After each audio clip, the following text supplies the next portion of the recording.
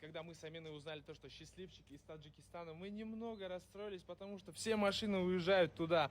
У нас как бы подписчики в основном с Казахстана, с России, с Узбекистана, Кыргызстана, Украины. Мы почему-то думали то, что именно оттуда будет победитель. Но Улугбек сказал то, что он узбек, и это, немного меня обрадовало, потому что моя мама наполовину узбечка, и как бы все-таки приятно, когда выигрывать свои. Вот братья тоже, вот, но куда бы машина не уехала, все равно, значит, так суждено, поэтому поздравляем. Пару слов. Спасибо. Что ты без эмоций? Просто я в шоке. В шоке, да? Стесняешься чуть-чуть, да? Да. O'zbekcha gapir. Просто man hozir shokda. Shokdasanmi? Tabriklayman. Rahmat aka. Ey, Вообще молодец. честно bo'ldi. Men вообще kutmagandim.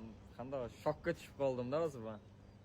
Вот. Чуть-чуть. То есть в эфире он немного был без эмоций, потому что, видите, сам парень такой скромный, еще и как бы на русском не очень прям хорошо разговаривает, но все понимает.